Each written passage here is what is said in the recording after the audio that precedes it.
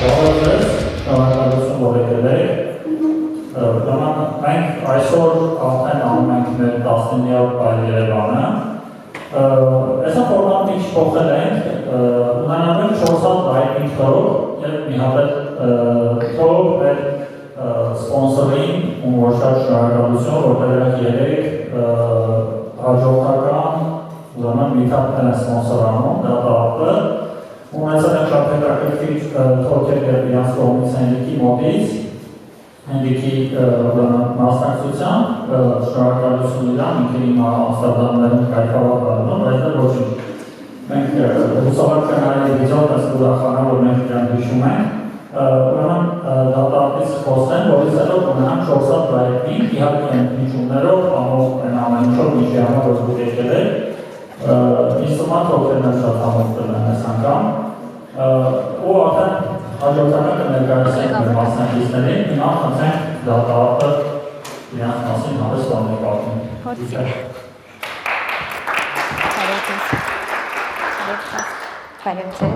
Hello. Just a second. Okay.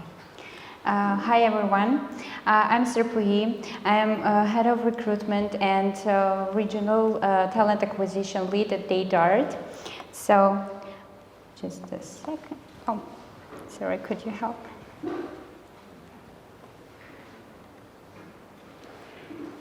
Okay. So I greet you all from this stage on behalf of me and our company. So and to be short about DATART, for those who don't know about our company, DATART is an international service providing company with a service providing company, and I'm proud to say that. And I'm proud to say that such a great event has been held in Armenia 3 times already, and DATART is sponsoring this event. So let me give you a short introduction about company, and for who don't know about us pretty well. DATART is 25-year-old international service providing company whose customers are American and British major companies such as US Nasdaq, Ocado, Betfair, Skyscanner, and so on. As a service providing company, we present a wide variety of technologies, starting from Python, ending Clojure, and so on. This speaks about the fact that we give importance to professional communities, both globally and locally in Armenia. We believe that such communities provide huge opportunities to exchange experience through meetups, workshops between specialists from different locations for of the company. One of the similar meetup, QA Meetup, which was held in Armenia in 2020. If we speak particularly about DATART Armenia and our journey during these 3 years, we have had a productive, challenging, and very interesting way. When our founder Arsem Baghdasaryan decided to bring DATART to Armenia in March 2019 and create a large company, he didn't even know that the company could reach 500 plus employees in such a short period of time.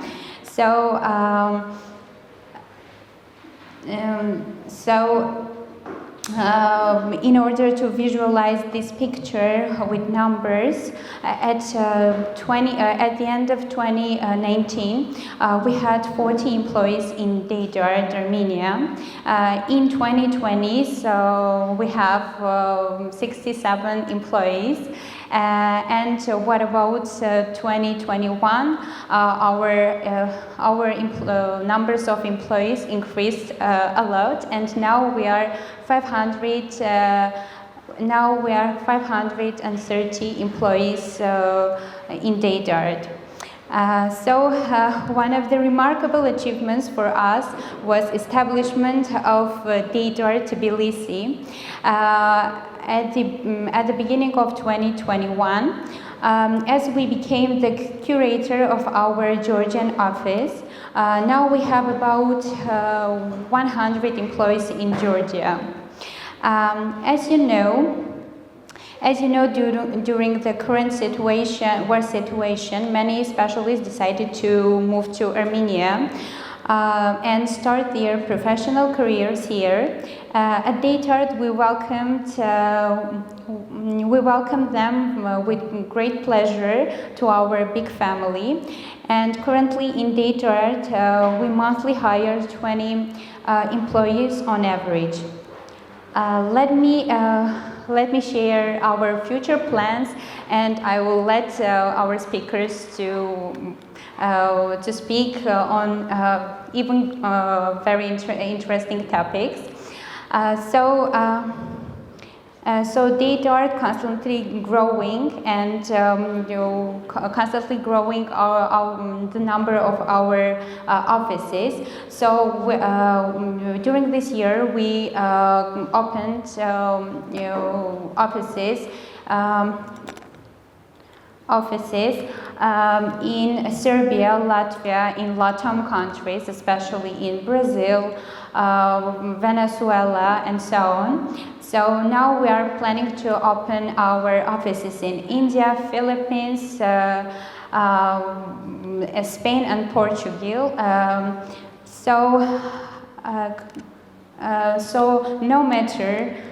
No matter how diverse our reality and culture is, one thing remains the same and stable. This is our slogan, people first. I guess this is all from my side. I'm leaving the stage to our speakers. Have a lovely event. Thank you. Thank you very much. Thank you very much, everybody. Thank you to Dakar for sponsoring our event. Благодарю, что организация была слушал пришли. So, what language? I speak English, right? And let me introduce our first speaker. Our first speaker is Meetup from Yandex, and he will have a lightning talk about how to manage your dependencies for larger developed projects. Yeah. Please.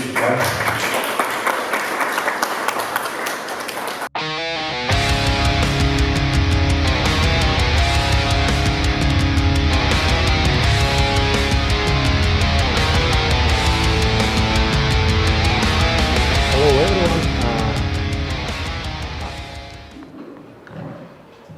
Nice to meet you here. As Karen has already said, I'm from Yandex, from Moscow, but I have already been living in Armenia like for 3 months, and I'm totally happy here. We are with our team, like 10 engineers now live here. I think it's rather common history, but let us not fall into this talk and talk about Python, because Python is much better than war and politics and everything else. Yes, and my talk will be about managing dependencies of Python project, especially about large machine learning project, which I developed now with my team. And I will briefly, in next minute, talk about, first of all, I need to know you better, and please raise your hand if you have dealt sometime with Docker. Yeah, nice. And if you know something about poetry or ppenv. Very nice, good. Okay. And yes, now a little bit about our project. We are building technology for VR video. Current state of VR video isn't perfect. People have really bad feelings when they use some of them, not all, but some of them have really bad feelings when they use their headsets, for example, Oculus 2. Current video in VR isn't very good, it isn't perfect. That's because it's made by very simple tools, like you have camera with two lenses and you shoot with it, and then everything in front of your eyes is good, and in left or right part of frame it isn't perfect, it's flat. So we have chosen to take completely different approach. We use sophisticated machine learning techniques to rebuild everything in frame, in video frame in 3D. We know after our pipeline finished, we know depth of every point in frame of video. So then we build from this depth we build video, and it gives you much better experience, much more immersive experience. But I think our project is worth separate talk, and I will not dive into details further. I will talk specifically about infrastructure part of our project, about Python dependencies, about binary dependencies from NVIDIA tools that we have, and how we deal with it. So we have 4 problems in our project with dependencies. First of all, we have really a lot of Python libraries, like a lot. Main of them, of course, is PyTorch. It's nowadays I think it's most popular Python library for deep learning, and it's huge already. But we have some other libraries too. And as you know, all these comprehensive machine learning tools, they are very slow when you do not use GPU. So we have to use GPU, specifically it's NVIDIA GPUs, and we use NVIDIA Stack, which is a rather complicated tool. Maybe you don't know, but they have quite different drivers, which works with different GPUs. Then they have a library named CUDA, and there are like maybe 3 or 2 active versions right now, which are used of CUDA library. So you have to deal with specific version of driver and a specific version of CUDA library. And then, of course, you need to have PyTorch of version that work with this driver and with this CUDA. It's rather hard to make this work. What else?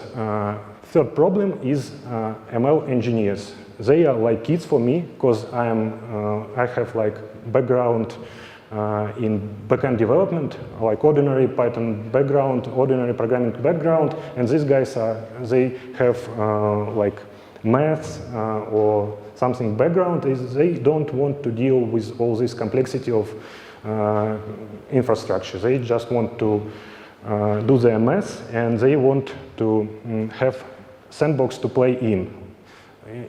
Why I name this sandbox? Because, for example, in one day they want to make some experiment with some library, and they install it, and at the end of the day they decide that no, this library isn't suitable, it isn't good, I have to remove it completely. So and in our team we have for development like one huge server with 8 NVIDIA GPUs. So all of them, there are four of them, they live there. And if one person deletes some library, then other person may be unhappy with that. So we need some sandboxes for them. And fourth last problem is our production pipeline. So when everything is ready, well, when our algorithms are ready, we want to make video with them. We want to process our materials frame by frame and make final result for our bosses, for our presentations, and so on. And here it's very important to have everything stable, and to know what we have changed and when, because it's inappropriate to break everything with one little change of version of something, like of NVIDIA library or of Python library. So these are 4 problems that we have in our project. And here is a small illustration which shows how complex things are. You can see from operating system, from Ubuntu in this case, you have 4 layers to your PyTorch library, to your Python. So, and everything should be managed, and everything here has some version. So it was our problems, it was a problem, and what is our solution? Of course, I know it's it is the easiest choice. We use Docker in our project because nowadays everybody uses it, and if you do not use it, think about this, talk to me, because it's like standard way to manage your software dependencies. Above of this, we use NVIDIA Container Toolkit, and here NVIDIA is very good. They at some point they realized how important all this dependencies stuff is to their users, and they built like plugin for Docker. So you install it like from NVIDIA site, and after you have seamlessly your GPUs inside your container. It works rather well. So, but there are some difficulties with it, but not severe ones. So I will not discuss it much. It just works. Thank you to NVIDIA. And 2 other things that are maybe not so obvious to you, but we decided to do it this way. Inside Docker, we have virtual env for our Python project. I will talk about this a little further. Why we need this, because it's not obvious, and maybe someone of you will say, oh my God, why you are doing this? Nevertheless, it's our decision. And last one part of our solution is pip-tools Python toolset, which is used to distinguish logical dependencies, as I call them, and all dependencies, including transitive dependencies.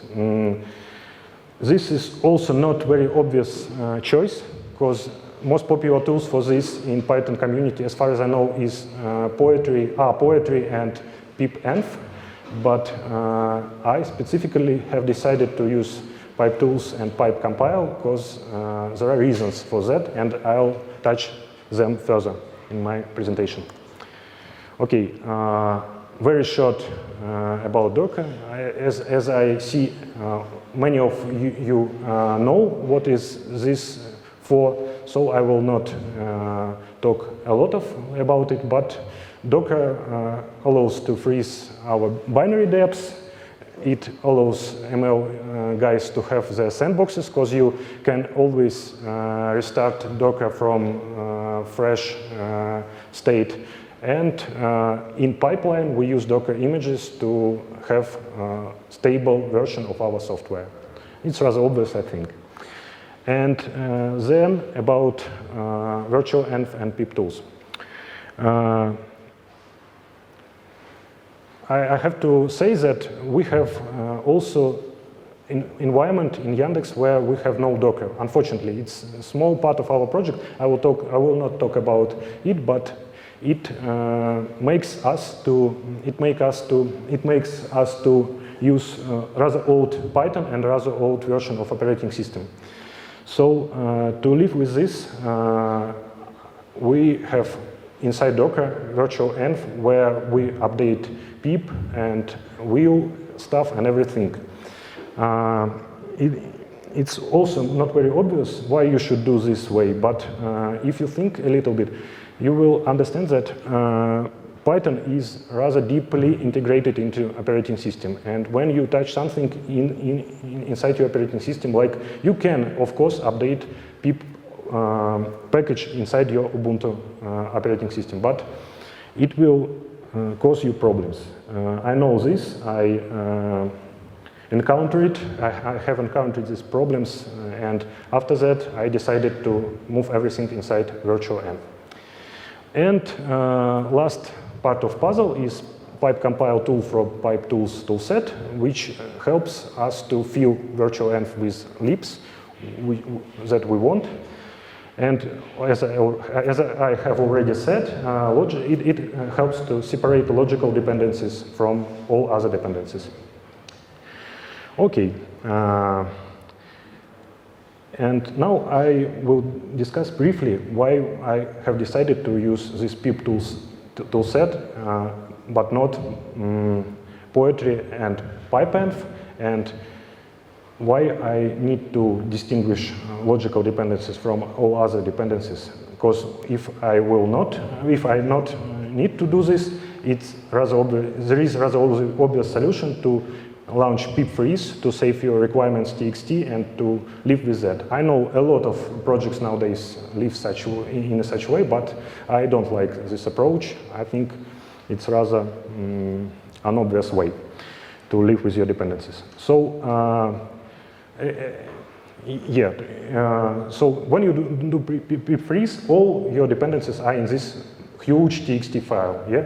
And you don't know what are dependencies that you specifically want there to be and what are their dependencies, transitive dependencies.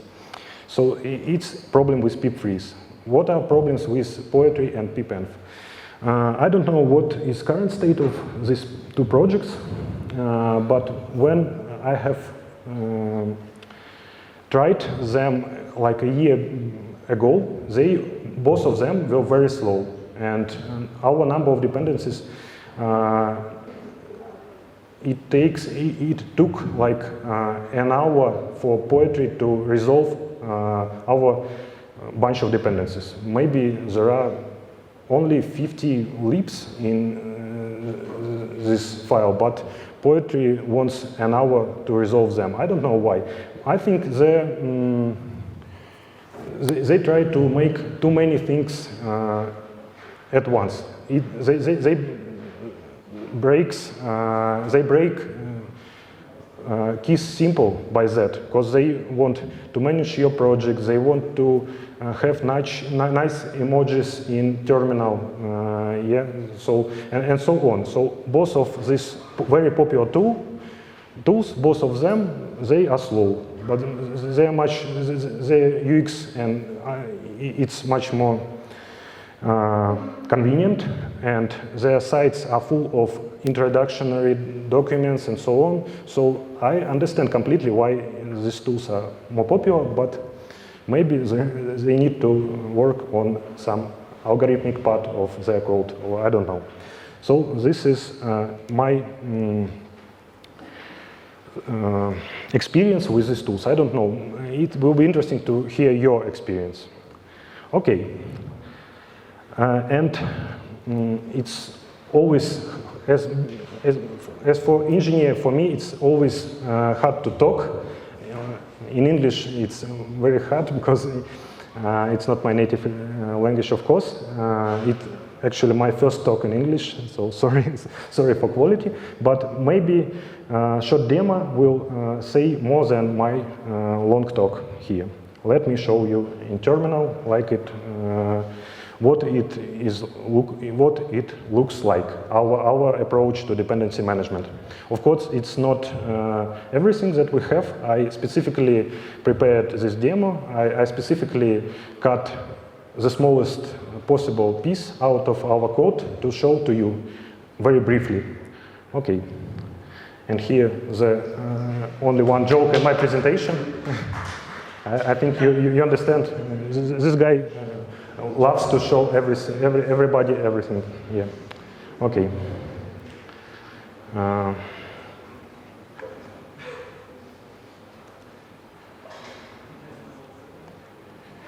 Okay. Here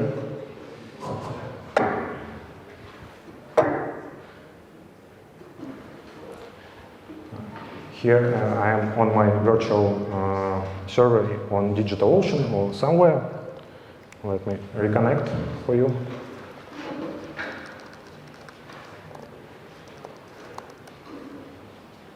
Yeah, here we are. Oh.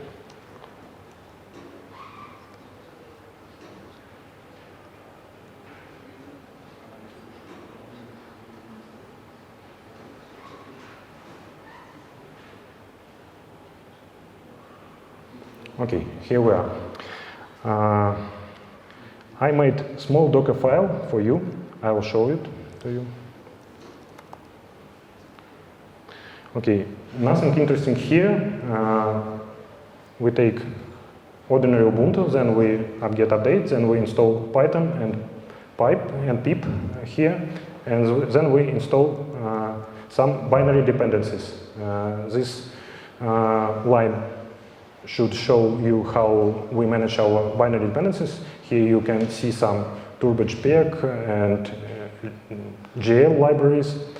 And then we initialize our virtual environment and install pip inside this, update pip inside this environment. That's all we have in this Docker file. Let me build it for you. Okay, it was from cache.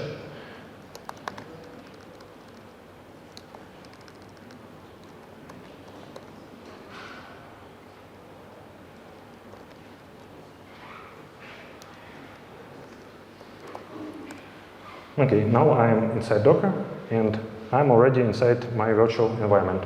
Now I want to install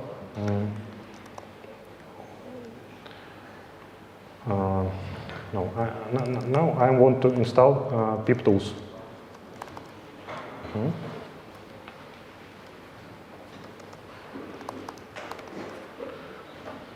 Okay. Yeah. Now I have pip tools here, and what I want is list of my logical dependencies. I will call this file requirements in, and I'll add open 3D lib here, like some Boto-free library, and that's it. Okay, that's it. Then I say pipe compile. Let's see. Oh, I'm sorry. Beta in verbose mode.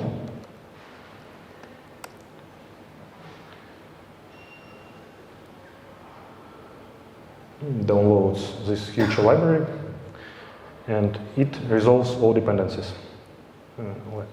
Here you can see that there are a lot of them, really a lot.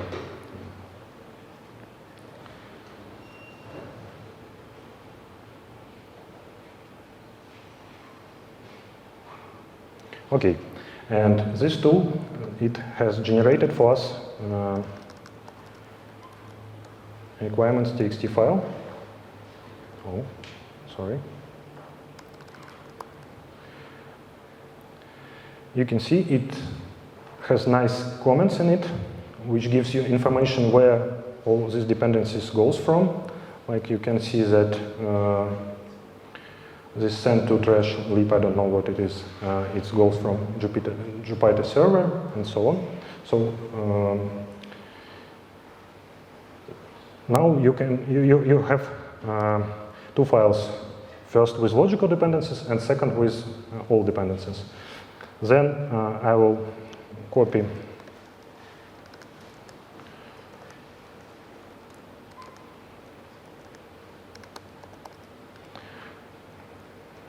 oh my god, I'm so nervous, I'm sorry. I will copy and I will change requirements a little bit. Like I will add this one.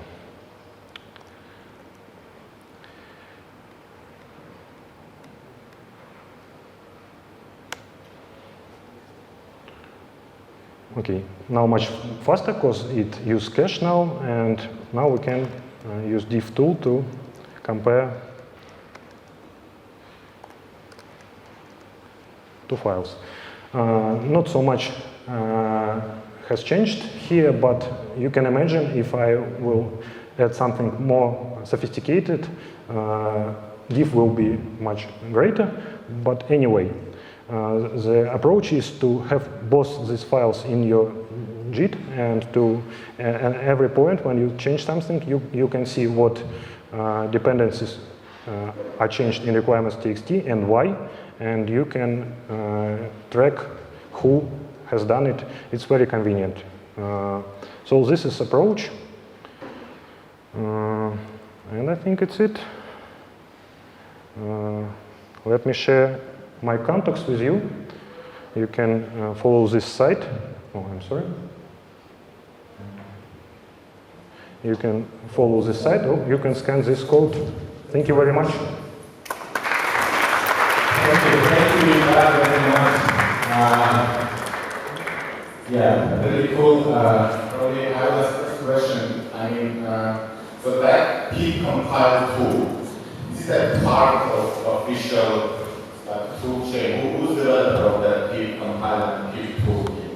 Is it a part of Python Software Foundation? How it works? How stable they are? No, it's not part of Python distribution. It's open source, and it has some author.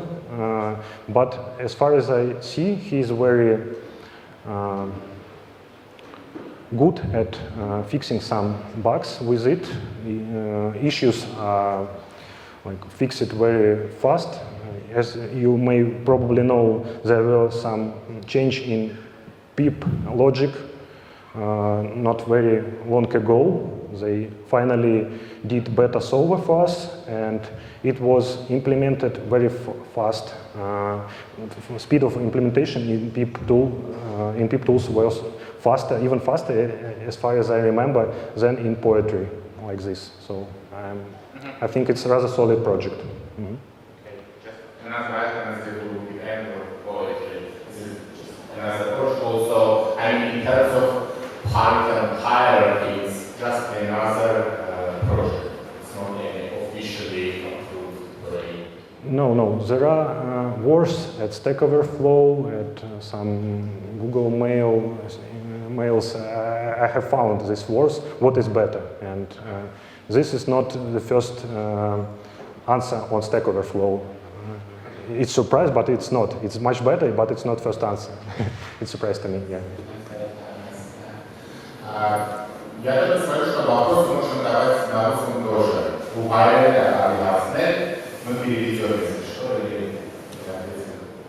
Did you consider the conda environment and an example a number resolver for the dependencies, because it is quite powerful also too, and it doesn't probably have an immediate connection, like the immediate channel for dependencies. That's one question, and I have two other, one other which goes in another direction. What is the stack? How do you manage the immediate stack? It's not about the dependencies, Thanks. Yeah, of course we know about conda, and I think conda is much better when you playing with something, when you're an ML engineer and you're playing with something, but for production environment it has some drawbacks. For example, I personally do not like the approach with tons of repositories, tons of different repositories, which are like which may contain some malicious code, or which comes from some strange people. Yeah? I prefer to have one checked repository of packages. And also, when I try to make locking of dependencies, because this was locking of dependencies, my talk was about this with conda. I have no success with that. I don't remember details, but this was two main reasons why we decided to go with pip, not conda. But of course, our ML engineers, they like Conda a lot. This is answer. And second question was about NVIDIA stack. Oh, a lot of pain here to be true, because we install it to our hardware, to our operating systems, and we try not to update drivers very often, and we try not to update CUDA things very often. And when we do update it causes problems. You know, it took like 2 weeks for us to debug some strange problems which arises when you update CUDA version from like 10 to 11, like this. So it's better to have some LTS version of NVIDIA stack and to live on it for a long time. I think it's the best approach. So thank you very much for the talk. It's quite informative. So before asking the question, small note. Actually, I've tried and used PyErevan. It's super good and super fast. Actually, didn't quite understand why you mentioned it is slow. But when we talk about the after the talk, and the question is, it's not secret that not only machine learning but also in this kind of software development, there are development requirements, and the requirements you actually need. Like in machine learning, to name a few, it's TensorFlow, AIM, and TVM, etc. How do you tackle this problem? Do you keep 2 separate files, or what is your approach to have the minimum dependencies as minimum as you need for the production? If I understand correctly, the question is about distinguishing the local dependencies from production dependencies. What approach do you use to have separated one state still? No, actually, for now we go with one set of dependencies. Maybe it isn't best way to go, but for us it's okay. Of course, we have very huge Docker images, like really like tens, maybe, I don't remember exactly the size of it, like 10 of gigabytes, like this. But for us, it isn't a problem, because we deploy not so often, and process of preparing video is much longer than deploying this huge image. And what are the problems with that approach, do you know? I'm not very, I know I have few knowledge about problems with development libraries in production. What kind of problems did you encounter it? Just TensorFlow itself is 200 megabytes, and we don't want to ship production. There are a lot of ways to solve that. So basically, how we do or how we gain knowledge is, first of all, keep use poetry, and then use as development because of the nice like that. That's it. Our second one solution is to use multi-stage Python Docker build. That's also solve the problem. The problem fundamentally is to have 2 different levels, like one for training, which produces the model file you need, and the second one for inference for production. Then in the second level, you don't need all the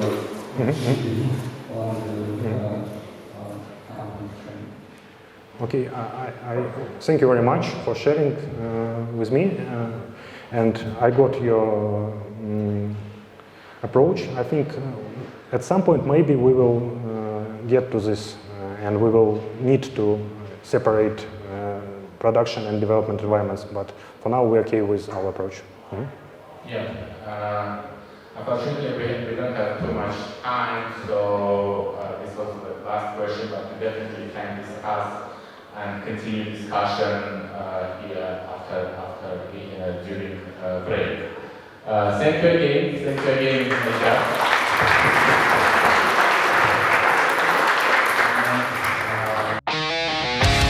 Okay, what is software React Soft. He has been, he's the most, he had the most talks during PYerevan every week, or maybe many have more than me. He will be sharing something called What the Fuck Python. I have no clue what that's going to be about because we don't speak, by the way, like in talks for your information. So I'm going to keep talking while he connects. Another question I was wondering to ask, how many of you guys have been to more than 10 PYerevans? So, the veteran, okay. Not many, okay.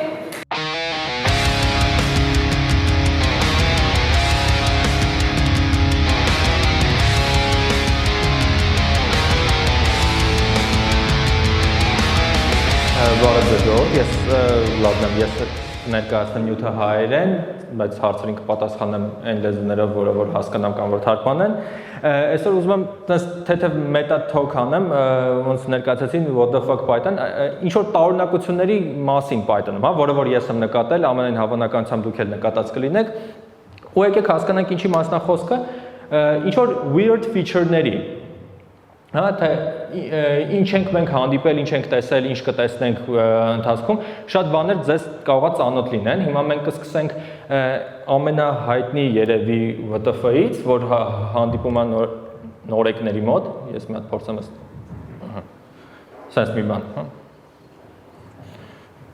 Ասում են էլի բոյով ծնվի։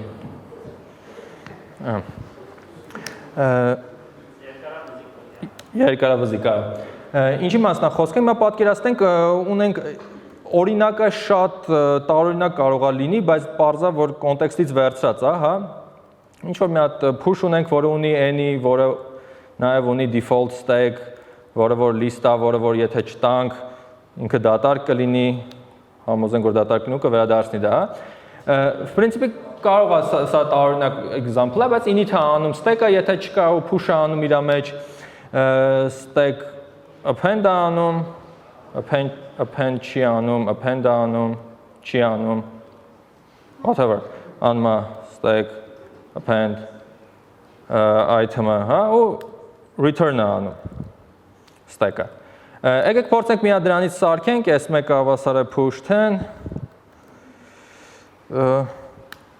այս մեկ։ Принципе նորմալ է, ամեն ինչ լավ, ամեն ինչ աշխատում է, մենք նույնիսկ կարող ենք այդ stack-ը օգտագործել դրսից, հա, իրան քանի որ մենք գիտենք list-ով ենք implement արել, կարող ենք ինչ-որ 20 անել, այս մեկ, դեռև նորմալ է։ Հիմա հասկանանք ինչ կլինի, եթե ես ուզենամ երկրորդ stack-ը սարքեմ ու էլի push անեմ այլ տիպի բան, հա, hello s2 ու sense մի բան։ Ովքեր են ծանոթ sense իրավիճակին, ովքեր են տեսել sense իրավիճակ։ Շատ լավ է։ Իրական դոկումենտացիայի մեջ, երբ որ mutable, immutable type-երը նկարագրում են, շատ է հանդիպում սենց բաներ, ու որոշ մարդկանց մոտ կարող է հարց առաջանա why, հա, ու այս պարզը նրանից է, որ մենք ունենք default mutable variable, որը որ ստեղծվում է function-ի definition time, այսինքն ինքը call time չի ինիցիալիզացվում, այլ compile time-ը այսպես ասած ինիցիալիզացվում, հետևաբար ամեն անգամ, երբ որ մենք stack-ը չենք փոխանցում, ինքը ռեֆերանում նույն օբյեկտին, հա, եթե մենք փորձենք անենք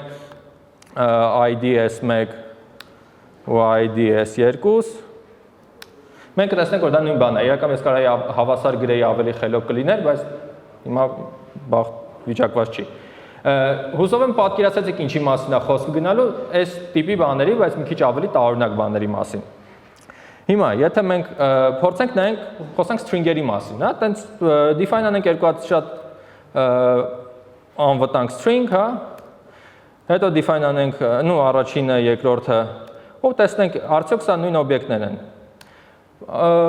Պարզվեց, որ նույն օբյեկտներն են, որովհետև string-երը immutable են, հետևաբար մենք ունենք մի հատ string, որի վրա երկուսն էլ refer են լինում եւ այլն, բլա բլա բլա, ամեն ինչ պարզ է։ Իսկ ինչ կլինի, հա, եթե ես անեմ հետեւյալը։ Կներեք, սխալ արեցի, սենց պետք է անեի։ Ավելացնում եմ ընդամենը մի հատ բացականչական ու անում եմ A is B ու ինչի համար, ոնց եղավ, որ այդ string-երը immutable էին, մեկ էլ դառան չ-immutable, հա, իրանք դառան ամեն մեկը առանձին օբյեկտ։ Պատկերացնում եք ինչի մասն է խոսքը գնում։ Ես դրա նույնը թվերով գիտեմ։ Այո, սրա նույնը թվերով կա, նաև այլ տիպի օբյեկտներով, շատ լավ։ Խոսքը գնում է նրա մասին, ժողովուրդ, որ Python-ի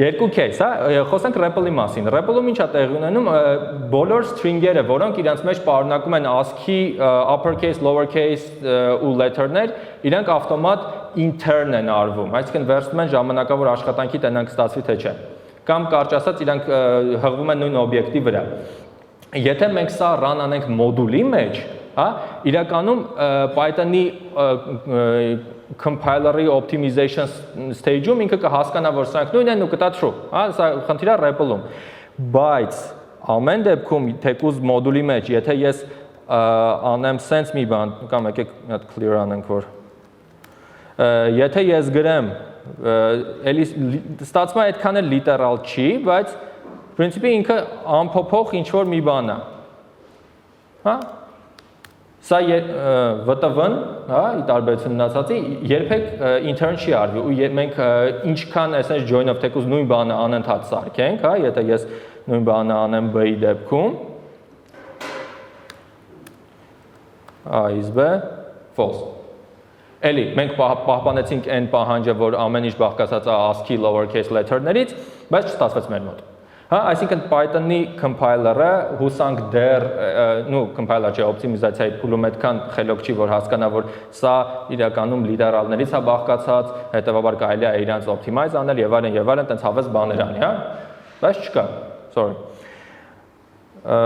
Անցնենք առաջ, անցնենք մյուս հետաքրքիր բանին։ Իսկ մյուս հետաքրքիր բանի համար մեզ պետք կլինեն մի հատ string, հա, շատ random ընտրված string, հա, sense string երևի չեն կարող ընտրենք, ու մի հատ էլ ինչ որ dict, հա, դատարկ։ Եկեք գրենք մի հատ տարօրինակ loop, հա, for, հետո գրեմ mapping in ու փորձենք enumerate անենք, enumerate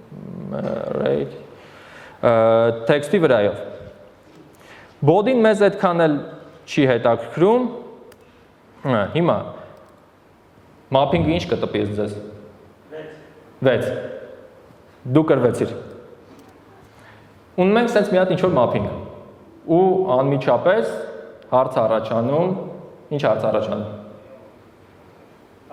How։ Ну, how-ն եղել է, ալի, արի y-ը անենք, հա։ Հա։ Այն։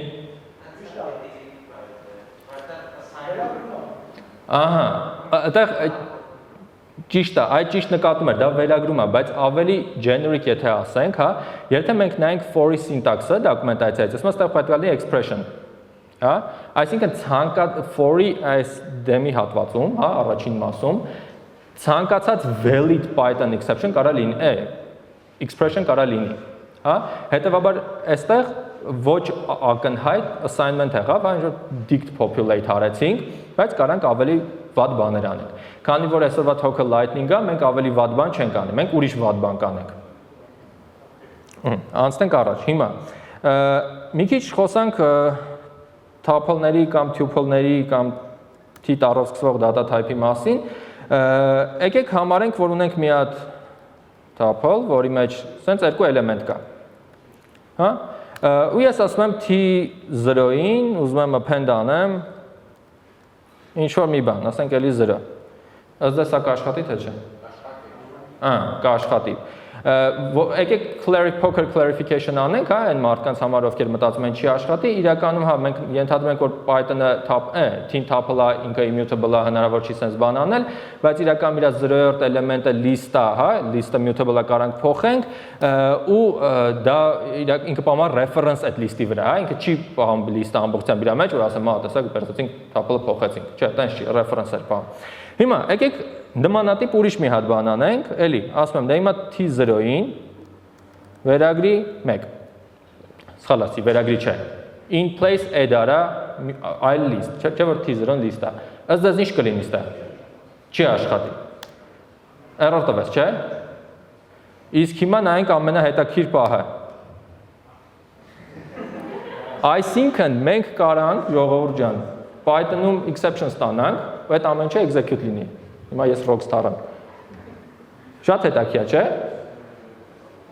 Գիտեք ինչի է sense լինում։ Չէ, չեմ տա, sense հարմար է։ Եթե ձեզ հարմար չի, հարմար։ Հիմա նայեք, ստացվում է մենք տեսականորեն գիտենք, որ exception-ի ժամանակ ոչ մի բան տեղի չունի, այսինքն պահին, որ exception տվեց, handling-ը դնենք մի կողմ, execution-ը կանգնում է, հա, պայմանական տենց ասենք, գործողությունը տեղի չի ունեցել։ Հիմա ստացվում է համ exception-ը տվել, համ գործողությունը տեղի ունեցել։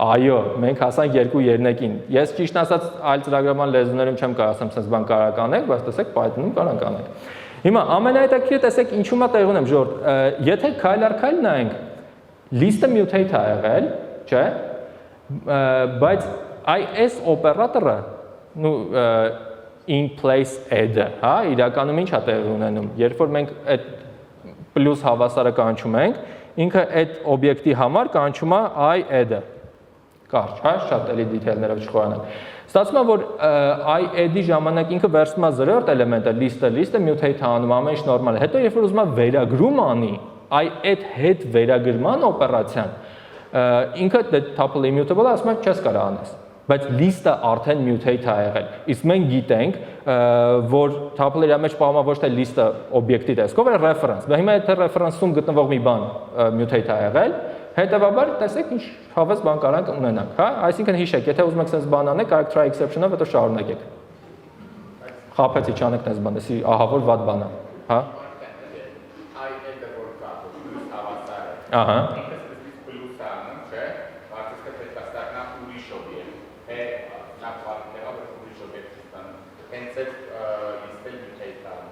Նայ ինքը վերցում է, նո այս դեպքում, հա, ինչ անում, վերցում է 0-րդը աշխատում է լիստի վրա, չէ՞։ Նախ այս sense սկսենք, որ մի քիչ ավելի սպეციფიկ լինի։ Քանի որ Python-ում ամեն ինչ կարող եք override անեք, չէ՞, նաև այս in place operation-ը շատ կախված է նրանից, թե ոնց է ձեր data structure-ը դա implement անում։ Այսինքն, մենք կարող ենք implement անենք մեր սեփական tuple-ը, հա, կամ extend անենք, i-ը փոխենք ու ասենք ինքը լրիվ ուրիշ ձև է աշխատում։ Ենթադրենք թողենք mutate լինի։ Ու ոչ թե mutate լինի, pseudo mutate անենք, մենք նոր tuple ստանանք վերադարձնենք, տպավորություն ստեղծի, որ օրիգինալը mutate է եղել։ Շատ մանր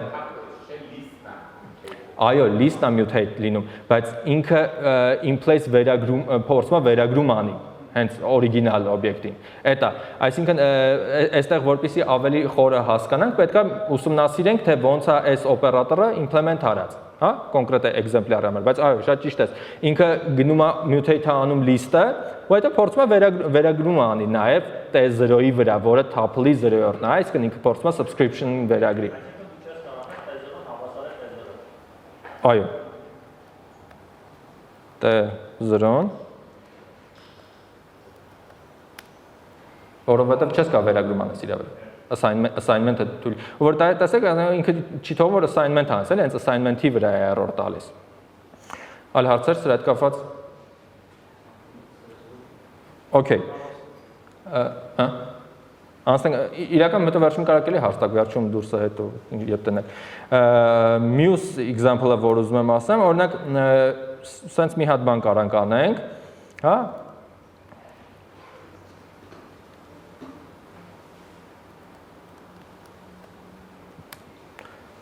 ինչ կլինի։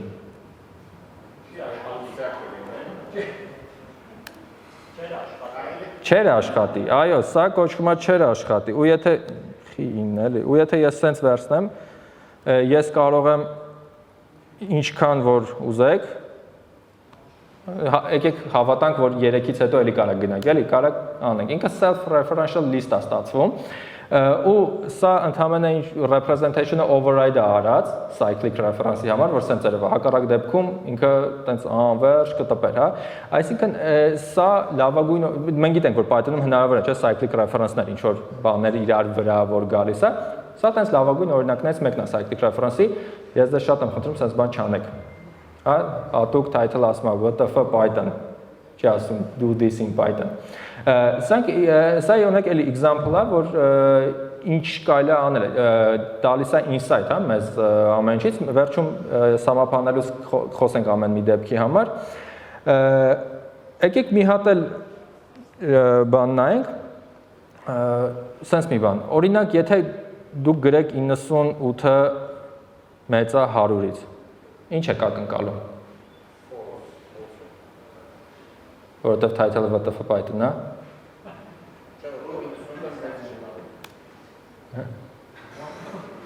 Իսկ եթե գրեմ Ահա, եկեք Այո, սա լրիվ իմ գրած Չէ, իրականում այստեղ այս մի Այս Python չի Գասել է, չէ, WTF Python։ Նայեք, այստեղ մի քիչ cheat եմ արել այն տեսանկյունից, որ ոչ թե Python-ն եմ փոխել, հա, տենց ուրիշ բան լեզու եմ ձեզ ցույց տալի ու իրական type չեմ անում վիդեոյը սա։ Դուք Python-ում կարաք մենք գիտենք, որ integer-ը օբյեկտ է, ով գիտի, որ integer-ը օբյեկտ է։ Ով գիտի, որ Python-ում ամեն ինչն է օբյեկտ։ Հիմա եթե ամեն ինչ օբյեկտ է, հետեւաբար ինչ որտեղ այդ օբյեկտում կան value-ներ, հա, 1, 1-ից ավել։ Հասարակ integer-ի դեպքում մենք ակնկալում ենք, որ այդ integer-ի մեջի օբյեկտը, հա, գնանք, օբյեկտի մեջի value-ն հենց այն թիվն է, որը մենք գրում ենք, հակառակ դեպքում դա ինտուիտիվ չի լինի։ Բայց իրական կարանք նենց անենք, որ 98-ի մեջ գրած լինի 101 ու այլ տարբեր բաներ, այսինքն դուք ձեր մոտ պարզ է, չէ, ինչեր կարանք անենք։ Ու այստեղ մենք կարանք ասենք WTF Այս ինչ ես անում։ Դե հիմա պատկերացրեք ինչ հետաքրքիր կլինի, որ developer-ներից մեկը սենց բան անի պրոյեկտում, որտեղ լիքը հաշվարկներ կան։ Ինչքան հետաքրքիր կլինի դա, չէ՞, ռեակցիաները։ Կարող է հետո ինքը մահանա, շատ պատահական, բայց ամեն դեպքում պատկերացրեք ինչքան հետաքրքիր կլինի։ Իսկ ուզում եք տենակ ոնց է արած։ Իրականում դա մի հատ radiate-ն է, որը որ ռադիացիա է դարձում տերմինալ է, իսկ եթե խոսանք լուրջ, կա հետևյալ մի հատ բան։ Եթե ես C types-ից cast անեմ, կամ չգիտեմ ինչ անեմ, C types, ինչ որ անկա բաներ եմ, չէ գրում։ Հեսա նայում ենք, ասում ենք, այս ինչ անիմաստ բաներ է, C types, C int։ Ու վերցնենք ինչ։ S, չէ, S-ի ինչ է։ Տեսեք, 99-ը փոխել է արդեն, եթե մի քիչ նենց թիվ վերցնենք, որը որ չէի փոխել, օրինակ 5-ը, հա, սենց։ Չէ, դե չգիտեմ, խառը փոխում է, դա չեմ հիշում ինչն է փոխել։ Այսինքն նայեք ինչ է ստացվում։ Մենք գիտենք, որ կոնկրետ C Python-ի implementation-ի դեպքում, չէ, ես կարող եմ ID-ով վերցնել հասցեն այդ օբյեկտի, հա, որտեղ այնքը գրած, ել եմ նշում, կոնկրետ C Python-ի դեպքում, որովհետև Python-ի այլ implementation-ները, օրինակ ինչպիսին է PyPy-ը եւ այլն, դա իրանք չեն երաշխավորում, որ տենց կլինի։ Հիմա, օքեյ, վերցեցինք այդ օբյեկտը, հա, բայց պարզա, որ այդ օբյեկտը իրանից ոչ մի գնանք, վերցրինք հասցեն, բայց այդ հասցեց ինչքանում է պարունակվում այդ օբյեկտը, հա, քանի որ դա C int տիպի է, այսինքն Python-ի ինտերպրետատորը 100-ը ներկայացնում է C int տիպով, իրականում մեծ թվի դեպքում դա պետք է C long-ով անել եւ այլն։ Մենք ասում ենք տուր մեզ C int տիպի pointer այս հասցեի վրա, հա? Ու երկար բարակչփորելուց բարձում է, որ այդ pointer-ի 6 address s-կողմ հենց իր value-ն է պահում, հա? Ու դառնում է, որ ենթադրենք այս 5-ի դեպքում այլ է հենց 5-ը։ Ամենահետաքրքիրն է, որ մենք կարող ենք դա override անել, այսինքն եթե ես վերցնեմ այդ 5-ի տեղը գրեմ 105, հա, ինչ կստացի, դե 5 նշանը, որը ես հավաքում եմ, սա տեսականորեն օբյեկտն է Python-ում, որ ես դիմում եմ, հա, իսկ երբ որ ես իրան տպում եմ կամ օգտագործում եմ, մենք դիմում ենք իր value-ն, ասում ենք դե դու իր value-ն, որ կարողանանք աշխատեն։ Write returns invalid length should հա նո այս գիտեք ինչի սենց եղավ, որովհետև ես 5-ը ամենաանհաջող թվերից մեկը վերցեցի, ինքն internally օգտագործում եմ միտեղ ու ես վերցեցի այդ override արեցի։ Հիմա կարող պետք է ես սլայդերս reboot անեմ, այնից տեղն է, չգիտեմ։ Տեսեք, հիմա որ դատարկություն եմ տպում, գրում է 5, 105։ Всё, ահա որ է։ Մարդ ուրիշ ձև չէր կարող փչացնել իր պրեզենտացիան, էլի։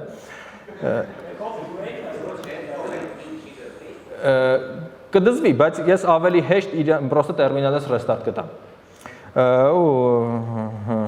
Սլայդերս նորից import կանեմ, եթե կարելի է իրան սլայդեր ասել։ Քանի որ ես չեմ ուզում ձեր ժամանակը շատ տանեմ coffee break-ի, Եկեք մի քանի sense insight-ներ նայենք, որ ամենակարևորն է։ Նախ ես էլի մի քիչ չիթեմ արել այն տեսանկյունից, որ դե content-ը ամեն դեպքում original content չէր այն տեսանկյունից, որ ես չեմ հայտնաբերել այդ WTF Python-ի կտորները, ես իրանց compile եմ արել մի քանի տեղից։ Ամենակարևորը կա տես պրոյեկտ, որը կոչվում է WTF Python, որը installable է, կարեք install անեք ու իր հետ խաղաք։ Շատ հավես ռեպո է, հավես բացատրություններով։ Կան բաներ, որոնք որ մի քիչ լավ չեն բացատրած, բայց եթե դուք ընդհանուր պատկերացում ունեք, ինձ թվում է դուք կհասկանաք ինչի մասն է խոսքը, ու շատ գժական թոք Python US 2022-ի Trey Hunter-ի կողմից Python Audit-ից, որը հենց բացատրում է այս ամեն ինչը ինչի կա։ Ու ես փորձեմ մի քիչ օգտվելով իրանից մի քիչ ինձնից ավելացնեմ, որ նայում ենք ժողովուրդ, в принципе, անիմաստ բան է, չէ՞, այս ամեն ինչ, հա, նայեցինք հավեսեր, ով է վերցնելու փոխի այդ integer-ի արժեքները, բայց դրանք կարևոր insight-ներ են տալիս, թե ոնց աշխատում Python-ը, հա, օրինակ, mutable default argument-ը, հա, տեսանք ինչա կատում, խաղացինք, բայց ես իմ պրակտիկայում, որ տեսել եմ լիքը mutable default argument-ներով կոդ, որ մարդը գրել է չի պատկերացրել, ասում է դե մանա dict թող տա, եթե չկա թող սրա մեջ ավելացնի տա, ոնց որ ես գրեցի push-ը, հա, stack-ի։ Կան դեպքեր, որտեղ մարդիկ չեն պատկերացնում ինչա նշանակում reference-ը, հա, երբ որ դու ունես արժեք, օբյեկտ, ու դու իրան վերագրում ես այլ փոփոխականի, դա չի ստեղծում նոր օբյեկտ, այլ reference-ը ավելանում, memory management եւ այլն։ Այս sense մանր-մունր բաները իմանալով, որը որ այդ կարող այդքան հետաքրքիր չնի ու ծիծաղալ, մենք ավելի լավ ենք պատկերացնում ոնց աշխատում Python-ը։ Իհարկե, մենք կարող ասենք, եկեք contribute անենք Python-ին, տեսնենք C-ով ոնց է գրած, C կոդը կարդանք, դա էլ է տարբերակ։ Բայց սա իմ կարծիքով մի քիչ ավելի հեշտ ու մի քիչ ավելի fun ձև է ծանոթանալու Python-ի internal-ներին, խաղալու իրանց հետ, հասկանալ ոնց կարանք օգտվենք։ Օրինակ մի հատ հավես դեպք կար, որ self-referential list-ը ցույց տվեցի, հա, cyclic reference-ը։ Մի հատ պրոյեկտ կար, որ memory management-ով էր զբաղվում, այդպես հետաքրքիր բաներն ուզում անեն ու իրանց պետք է շատ արագ, շատ հեշտ cyclic reference-ներ ստանալ։ Պարզա, կարանք էլի օբյեկտ սարքենք, հա, իր property-ն հղվի մեկը մյուսի վրա, այդպես խառաբանի, բայց շատ պարզ ու շատ արագ տարբերակ էր, հա, այսինքն ինքը համարյա zero cost cyclic reference-ներ ենք ստանում, որը որ տենց շատ sensitive պրոյեկտներում կարևոր է օրինակ, բայց հիմա specific պրոյեկտը տենց բան օգտագործել են։ Նենց որ ես հուսով եմ, որ այս talk-ը բացի սենց լիցքաթափելուց կտա նաև միտք ձեզ, որ կարելի է սենց փորփրել հասնել ինչ-որ մի տեղ, որը ձեզ կօգնի ավելի լավ, ավելի որակով Python գրելու, ավելի efficient Python գրելու ու շարունակ զարգանալու այդ ուղղությամբ։ Շնորհակալություն նյութերի հեղինակներին ու շնորհակալություն ձեզ, որ այսօր այստեղ եք ու լսեցիք Թեխիա Python-ը WTF։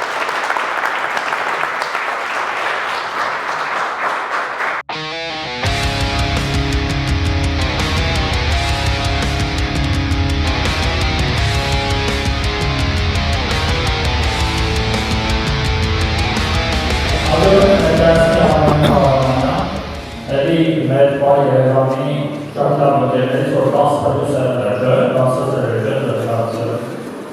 նաև թոքեր ավնեցել, այսօր խոսա արդեն փոխեց contract approach, Արմենջան ներկայացեք, թե թոք դեսկիցը position-ը բան ուղասել։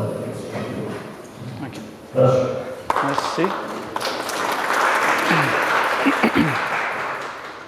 Բարև բոլորին, ձայնս լավ լսվում է, մոտիկ եմ, հեռու եմ, լսում եք։ Այսօր խոսալու ենք contract first approach-ի մասին, բայց նախքան հետ եկեք ես մի հատ ներկանամ իմ մասին, ինչպես Ռուբենն ասեց, ես Արմենն եմ, software engineer եմ Talkdesk-ում, Talkdesk-ի մասին, ինչա Talkdesk-ը, խոսացող սեղան չի, բանը end-to-end cloud contact center solution-ները provide անում, ու customer experience solution-ներ։ Այսօրվա talk-ը contract first approach-ը այդ ավելի շատ մի քիչ մենք այդ abstract է ու կփորձեմ գալ ավելի ներքև, որ ավելի կոնկրետ օրինակների վրա, բայց այսօրվա մեր խոսակցությունը դնելու է ավելի շատ abstract ու ինքը ավելի շատ կուլտուրայի մաս է, այսինքն ամենօրյա մեր աշխատանքի կուլտուրայի մաս է, որը պետք է պահել, եթե ուզում ենք խուսափենք վարդություններից, հա։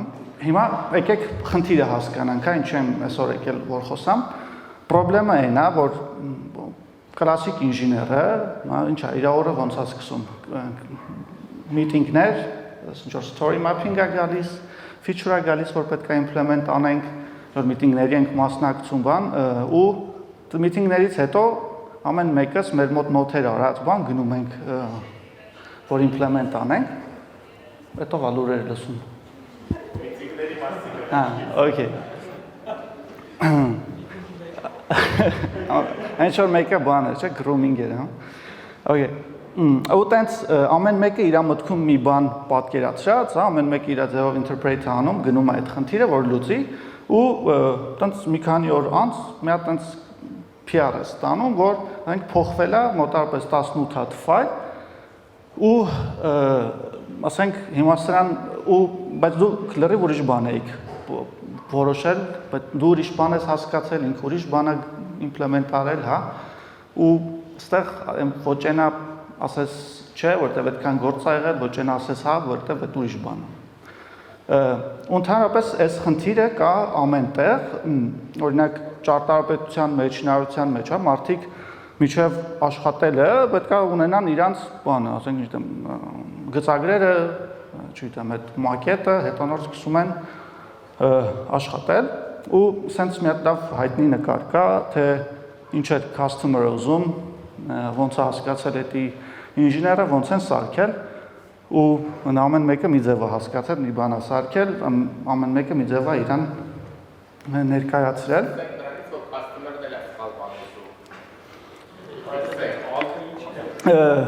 Հա, դե customer-ը որ ճիշտ բան ուզեր, այսօր ստեղ չենք, չէ, լավ է։ Մեր աշխատավարձը այսքան ցածր չէ լինի։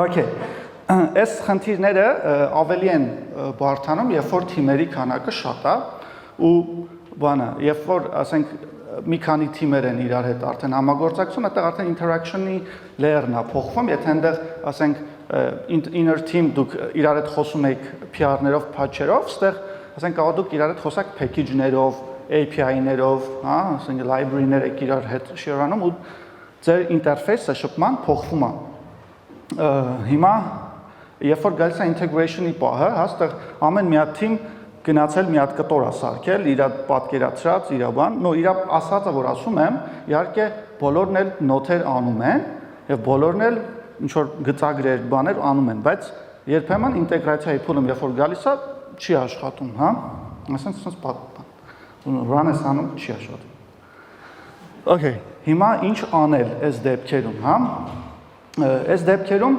solution-ը այնա, որ եկեք միջև գործ ենք սկսում, մի հատ խոսանք իրար հետ։ Contract first before starting implementation։ Այսօր ասում եմ contract first, այդ կախված թե ովքեր են շահառու կողմերը, այսպես stakeholder-ները, տարբեր են կոնտրակտները։ Եթե մեր շահառու կողմը, ասենք, product owner-ն է, իր հետ, ասենք API doc-ով չենք խոսում, գնում ենք, ասենք, design-ով ենք խոսում, feature doc-ով, հա, տենց բաներով ենք խոսում։ Եթե շահառու կողմը մյուս ինժեներն է կամ QA ինժեներն է, ապա ասենք API doc, documentation, event doc-ը, այդ կախված ով է, փոխվում է։ Այս կոնտրակտը։ Այդ ջուր խմեմ։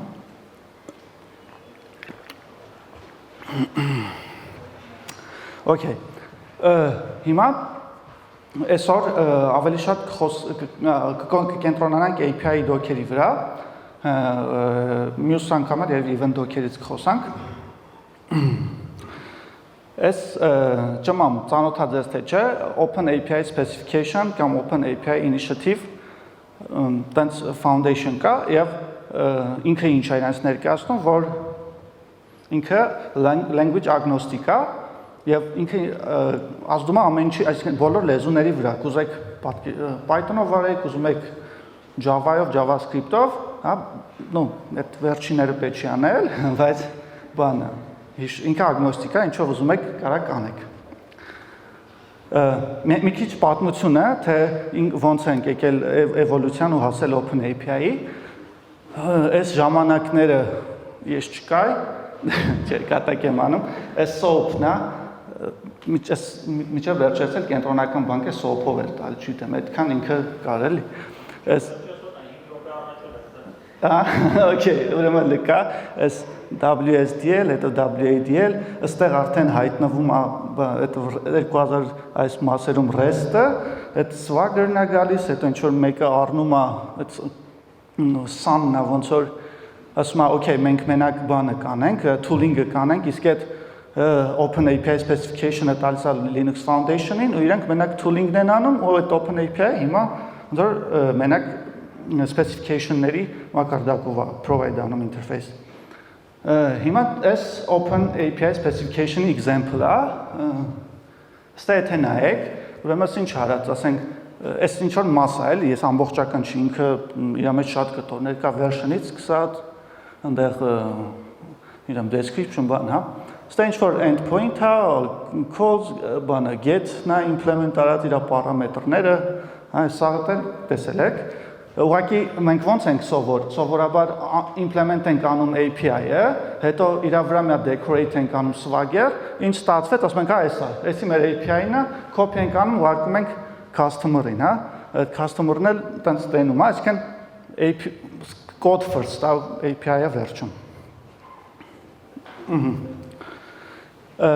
Երբ որ բանա, երբ որ multi-team app integration-ը լինում եւ օգտագործում ենք բան Open API specification-ը կամ API doc-ը, մենք ունենում ենք source of truth ու էսի շատ կարևոր բան կա, որ թույլ է տալի թիմերին, ինչպես առանձին որպես թիմեր, այնպես էլ թիմի ներսում մարդիկ պարալել առաջ գնան։ Օրինակ, սա եթե դիտարկենք առանձին մի հատ թիմ, այստեղ գիտեմ, եթե ինժեներն է, QA-ն է, այս էլ է ինժեներ, այս իրանք կարան ունենալով այս specification-ը, contract-ը, այս QA-ը կարա արդեն իր բաները գրի, այդ սցենարները, հա, ինչ սցենարներ կարա գնա, ինժեները կարա արդեն այդ implement-անի այն մյուս թիմի մարդիկ կարան մոքանեն իրանց մոտ, սկսեն օգտագործել, այսինքն պարալել գնում են, non-blocking operation-ը, էլի, ուստեղ շատ կարևոր մի հատ բան կա, որ եթե ինչ-որ բան փոխվում է, պետք է փոխվի առաջինը կոնտրակտում, որտեվ էսի մեր source of truth-ն է, եթե հանկարծ ու հանկարծ, ստեղ ինչ-որ մեկը մի բան որոշեց փոխեց եւ չփոխեց հանկարծ բանում, այդ կոնտրակտի մեջ, դա вообще վատ է։ Okay, հիմա քանի որ սա PYerevan-ն է, որ գայցե պետք է Python-ի մասին էլ ինչ-որ այտենց առընթեր բացի abstract խոսած, մեկ էլ Python-ի հետ կապված ինչ-որ բան Ռուբենն ասեց անպայման Python-ի հետ կապված մի բան պետք է, դե չի։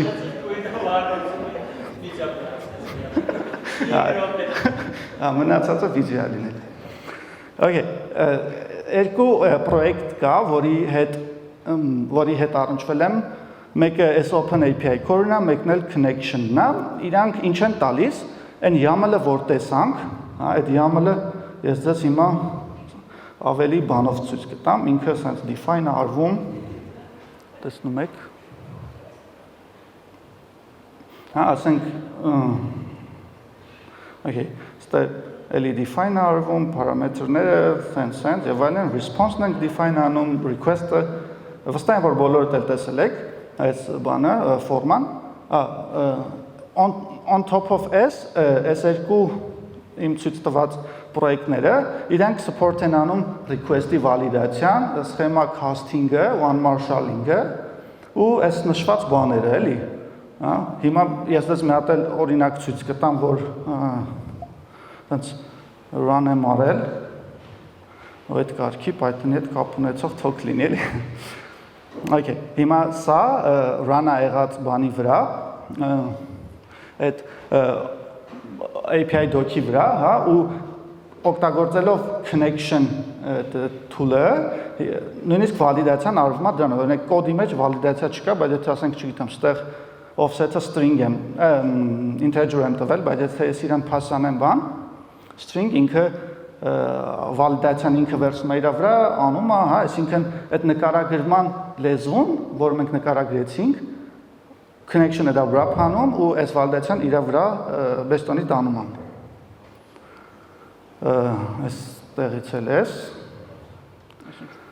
Okay, այս երկու պրոյեկտներն եմ ես բանարել, բայց իրականում որ API first եւ specification first approach-ով տենց մի քիչ Google-ից անեք, այնտեղ լիքը պրոյեկտներ կան ու էլի հետաքրքիր են։ Ես այս երկուսի հետ եմ առնչվել ու ինձ ինչքանով որ պետք է եղել, այսինքն on top of API description, իրան վրա փարնել եւ օգտագործել եմ եւ go եմ։ Այս Open API Core Project-ի մի հատ էլ տենց screenshot, որ ինքը ինչքան հեշտ է օգտագործել, հենց import արած բանը, այս specification-ի JSON-ն եք տալիս, հետո create եք անում, հետո against on the specification, validate եք անում request-ը։ Ավելի մանրամասնի համար այս URL-ով կարող գնաք ու դուք ինքներդ փորձեք։ Connection-ը, որը ես օգտագործել եմ եւ սիրում եմ, as request handling-ը, response handling-ը եւ running as a mock server։ Դուք կարող եք ձեր տված example-ների շնորհիվ որպես mock server իրան run անեք ու տենց ձեր static տված example-ները ձեզ return անում։ Open API specification-ի մասին եթե ավելի շատ ուզում եք ծանոթանալ այս link-ով ու այսքանը, եթե հարցեր կան։ Good. Այս կոնտակտն է, եթե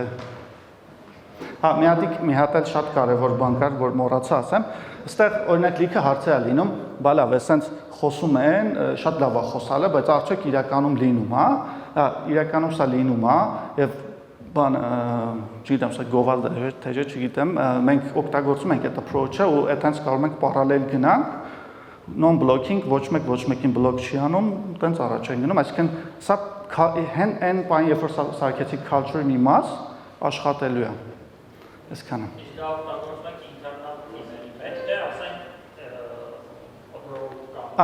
մենք այդ օգտագործում ենք կոնկրետ ինտերնալի։ Ես ինչ-որ ասում եմ ինտերնալի, բայց այս օրինակ շատ API-ներ, այս որ Swagger-ով ցույց տվեց, այդ Swagger UI-ը իրանք արդեն ունեն, օրինակ չգիտեմ, մտնում ես Azure-ի, եսի ինչը ինքը ցույց է տալիս, Twilio-ի ինչ API-ը ցույց է տալիս, հա, որ դու կարաս վերցնես, իմանաս ինչ ես implement, ինչ սպասես, ինչ չսպասես։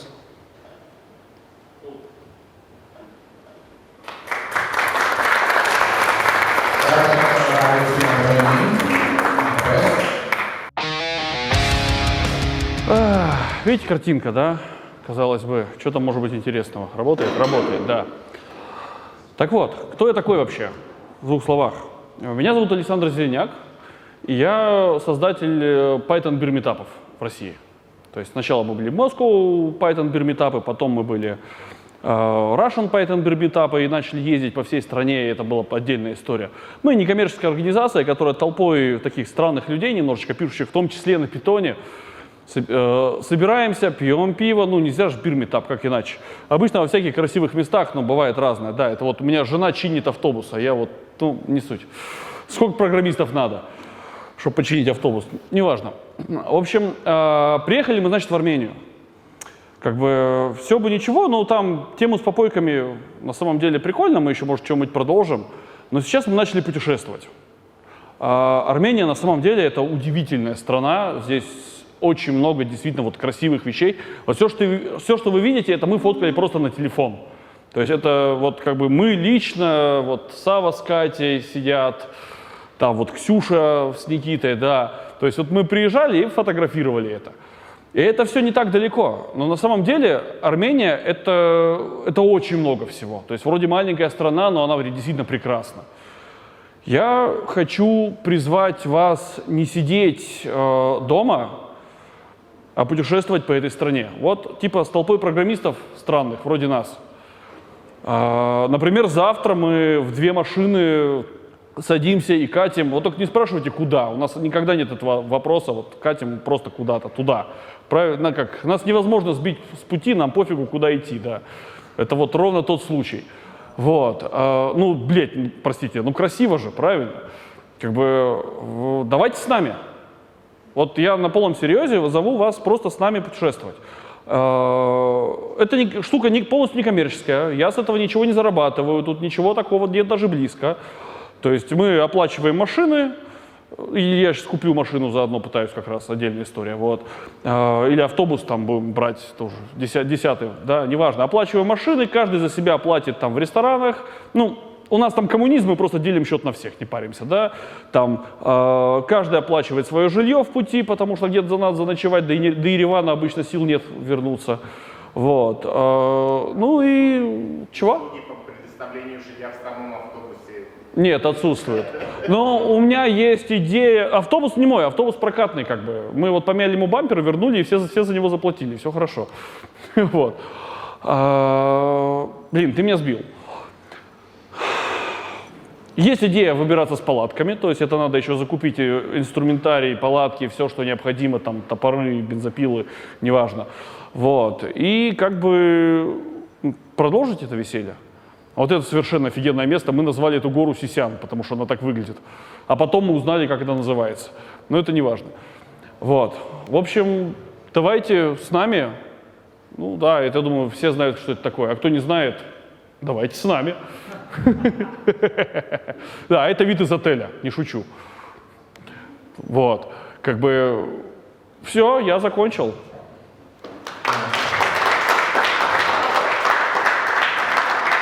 Да, у нас есть то ли 2, то ли 4 места буквально на ближайшие выходные. Цепляйтесь с нами. Спасибо большое, Саша. Как меня найти? Просто прямо сейчас мне надо уехать, так получилось. Вот. А как меня найти? Вот там сидят, поднимите руку, Катя с Савой, раз. Там сидит Ксюша, 2. Вот прямо идете, цепляетесь к ним прямо здесь, они выдадут все контакты, явки, пароли, все у них будет. Плюс, ну я закину, наверное, в следующий раз в чатик PYerevan. Все так.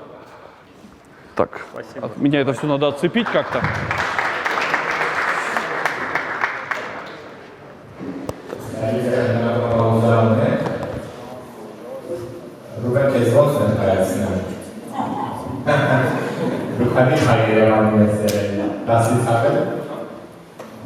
Спасибо большое. Тебе спасибо, что даешь вкус. Да.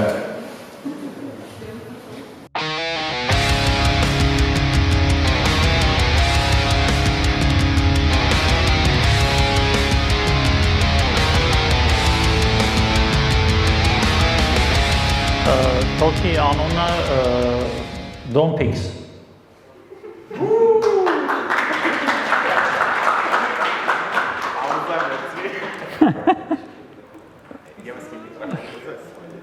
Չէ, ես սրանով խոսամ։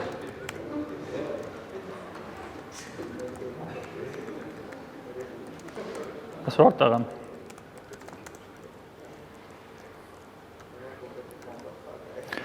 Ուրեմն այս տերմոսլայդներն եմ ես օգտագործում, Վլադն է գրել այս տերմոսլայդը, բայց Վլադը ինքը Python-ից import անում իր սլայդերը, ջոգիկ, բայց ինձ տվել է հին վերսիան, այն որ սենց տիպը այսով ես դու բան թազա վերսիան չեք աուտարա, բայց չի տվել, ոչ միտեղ չկա, էլի իրանն է, proprietary software։ Հիմա ես որտե, ահա, Dompix։ Չի երևում, չէ՞ ոչ իմ բան։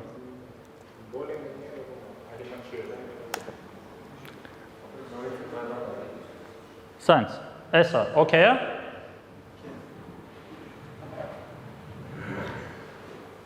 Ուրեմն Dompix բառը առաջացել է այս բառի D-O տառերը վերցնելուց, սրա ման ու P-ն ու այն վերջի X-ը։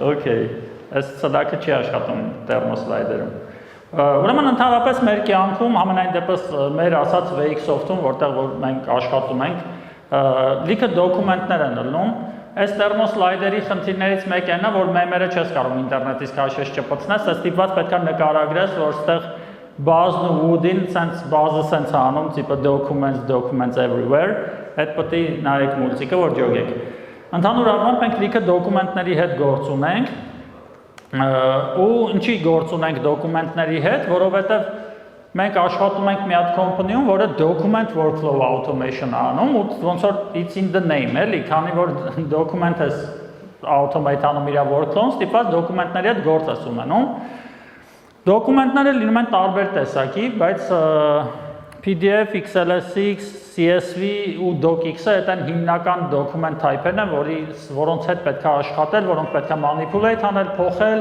դնել, գեներացնել, հա, ու տենց։ Ոնց ենք անում, էլի, ասենք օրինակ PDF-ը մենք գեներացնում ենք HTML-ից, HTML to PDF-ից, ընդհանուր առմամբ եթե պատկերացնեք document automation system-ը, եթե տենց կարճ ասենք թե մի հատ Malbrick է, որը որ դոկումենտներ է գեներացնում, այսինքն մարդը տվյալները լրացնում է դիմումի, օրինակ, հա, այսինքն լրացել ծանոթ ազգանուն չգիտեմ ինչ, այդ ամեն ինչից պետք է մի հատ PDF սարքել, հա, ու ուղարկել, ասենք թե մարդուն, կամ ասենք թե տալ, որ ինքը ստորագրի, կամ էլեկտրոնային ստորագրություն դնել, եւ այլն։ Խնդիրները գալիս են այդտեղից ու այդ մենք ունենք մի հատ editor, որտեղ որ դու HTML-ը գրում ես, թողնում ես այն տեղերը, որտեղ որ պետք է մարդու անուն ու ազգանունը լինի, հա, placeholder-ներ ես դնում, ոնց որ դու Jinja-ի template կգրեք կամ Django-ի կամ չգիտեմ, Wiz-ի։ Ու հետեւաբար այդ HTML-ը compile-ա լինում, գնում է VK-HTML to PDF-ին, որը որ Chrome-ի ստանդարտ library-ներից է, մի խոսքով։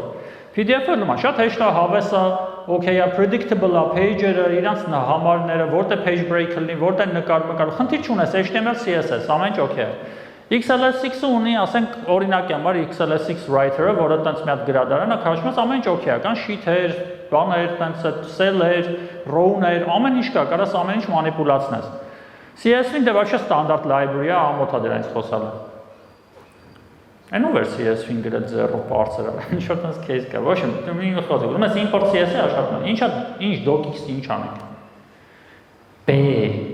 Ինչ պետք է անենք docx-ը։ Պետք է դնենք մի հատ առանձին server LibreOffice-ը headless, հա, դեմը դնենք մի հատ Flask փուճուրի API, որ կարողանանք web API-ով կպնենք դրան, որը տակից դեմը դնենք մի հատ MQ, որ այդ սաղ չտրակի, որտեղ անդադ ինչ որ docker ես ուղարկելու ասես convert-արաբան, ու դե ասենք elastic մի հատ տենց stack իրակի բանայով, պրոստը որովհետև տենց դե դնել, այդ էլ դնենք գնա վիճակով, էլ։ Այդ սաղ Hadoop-ի վրա, в общем, ու pip yes-ը ինչ օգտագործես, որ այդ սաղ dependency-ները resolve լինի։ Ուրեմն սկզբում ինչ էին կարել, հիմա եթե լուրջ։ docx-ը իրանց ներկայացնում է zip, ու իր main content-ը XML-ը։ Okay, main content-ը XML-ի մեջ է։ Ու մենք վերցրել էինք, սենց էինք արել։ Ասել ենք դե լավ, XML-ը ինչ է։ HTML-ի տոլի HTML-ը ինչ է, XML-ի subset տոլի XML-ն է HTML։ Ոչ եմ, HTML-ը XML-ի subset-ը լա։ Բայց դե XML-ն էլ էլի HTML-ոտ է, էլի, տենց որ նայում ես, սենց HTML-ոտ է։ Ասացինք լավ, այդ աբոն է արել, աբո ձեր բարձրացրա, աբոն հնա։ Այդ վաղ VX-ով մեր հիմա գնացել է կորել, չգիտեմ։ Ոչ եմ, zip ֆայլը բացում ենք, որպես zip, հա, բացում ենք մի խոսքով։ Այդ document XML-ը որ կա, իր main content-ը մեջն է, վերցնում ենք, հիմա պատկերացրեք Անդրանիկը, որ դրանք իրական մարդիկ են, ես հենց այնց անուններ չեմ տալիս։ Ուրեմն գրում եմ մի հատ Word-ը բացում եմ, սարքում եմ մի հատ template, որտեղ որ մարդու անունը պետքա լինի, այդտեղ գրում եմ Shnik first name։ Okay։ Ու XML-ի մեջ բարձր միտեղ գրած է Shnik first name։ Ու երբ որ դու ես որպես ոնց է Jinja-ում, չէ՞, գրում ես ասենք Shnik, չգիտեմ ինչ, Shnik է Jinja-ում։ Հա, դաշում, կլոր փակագծեր, հա։ Մի խոսքով, տարբեր template-ներում տարբեր, այսինքն ոնց ես վերաբերում template-ներին, չէ՞, դնում ես placeholder-ներ, հետո compiler-ը, այդ template engine-ը, տանում այդտեղ դնում է համապատասխան value։ Հիմա պատկերացրեք ձեր XML-ը վերաբերվեք ոնց որ տենց, վերցնում ենք դնում ենք տեղը իր first name-ը, հա, ու հետո հետ ենք հավաքում, տանում ենք sense մտցնում ենք այդ zip-ի մեջ, այդ zip-ը հետ ենք հավաքում, սարքում ենք, ասում ենք սա էս։ Յանի ոչ մեկ չի էլ կպել այս դոկին, բայց խնդիրները առաջացավ։ Խնդիրները այն է, որ դա բարդ է, այսինքն ոնց որ բացես ինչ որ աղիքների մեջ ինչ-որ բաներ անել docx-ի, օրինակ եթե ասենք docx-ը փոխեց հանգարց իր ձևը, ասենք document XML-ը չեղավ իր zip-ի մեջ, կամ zip չեղավ, չգիտեմ ինչ եղավ, բարձր որ մեր մոտ չի աշխատի։ Հա։ Հետո հա, այդ երկրորդն էր։ Հա, դա բարդ էր, ոչ մի տողը երկար էր, տեսակ էլի, այդպես երկար տողերը բարդ են լինում։ Ու մեկ էլ որոշակի խնդիրներ կան, որ օրինակ չես կարա նկար դնես այդ ձևով նկար չես կարա ինջեկտ անես docx-ի մեջ, հա, իսկ պետք է օրինակ դնել pechat, պետք է դնել մարդու հենց ձեռագիր ստորագրություն, պետք է դնել QR կոդ եւ այլն, այսինքն կան խնդիրներ, որ պետք է լուծել, իսկ այդ ձևով չի լինում, որտեղ docx-ը որոշակի XML ֆորմատը բավականին բեջուր է, ու այդ բեջուրա ֆորմատը չես կարա վերաբերվես նրանց, ոնց որ քո HTML template-ը մի հատ իր CSS-ով, հա, օրինակ չափերը նկարի ոնց տաս, հա, չի աշխատում։ Այդտեղ եկավ DOMPX-ը։ Ուրեմն DOMPX-ը Python docx-ի վրա է հիմնված։ Python բարձվեց կա տենց գրադարան, в общем, աշխարհում, չգիտեմ ինչի բարձ չէր միջև էր, բայց կարող է այն վաղ հասում չէր, էլի։ В общем, բարձվեց այդ Python docx-ը նախատեսված է docx ֆայլը կարդալու, ինքը parse անում, հա, մի քիչ ավելի գրագետ ձևով կարողանում ես իր հետ աշխատես։ Ուրեմն ինչի պետք է օգտագործենք docx-ը, որտեղ Python docx-ի վրա է հիմնված, որի XML-ը, պետք է օգտագործենք, որտեղ ինքը շատ փոքր է, ես հիմա ցույց կտամ ու տենց անկախ է ամեն ինչից, բայց ինքը ոչ մի տեղ չկա, պետք է ինձ այն ծուղել, կամ երևի GitHub upload կանենք, լավ։ Ու մեկ էլ մենք ենք գրել, դրա համար մենք պետք է օգտագործենք։ Այս ինչ է։ Հա, ասում եկեք DOMPX անենք, որոշակի docx-ներ։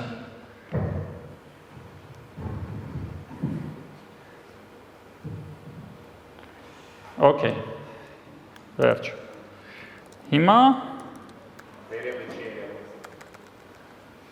չեմ կարող ոչ մի բան անել, մոտ staking window manager-ը։ Okay։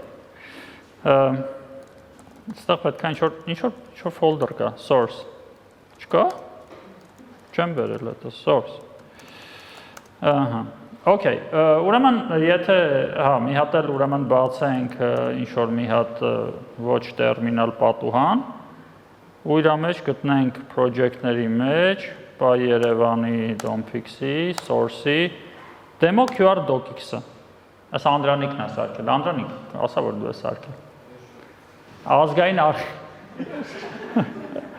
Ազգային արխիվը, տեսեք ինչ է ասում, այս սրանք n variable-ներն են, որոնց պետք է բան անել, փոխել, inject անել, inject-x անել, ու հա, ինքը ասենք օրինակ սա գրած է tracking, ստեղ պետք է լինի tracking համարը այդ դոկումենտի, հա, ստեղ գրած է ինչ-որ QR, ստեղ signature, stamp եւ այլն, այդպես բաներ է գրած, հիմա, ուրեմն նայենք իրականում, եկեք, ես ոնց անեմ, որ ճիշտ լինի, սենց, Control B որն էր, չէ, էսի չէ, խառնվեցի իրար, լսի, սենց անեմ, որ երևա, հա, okay,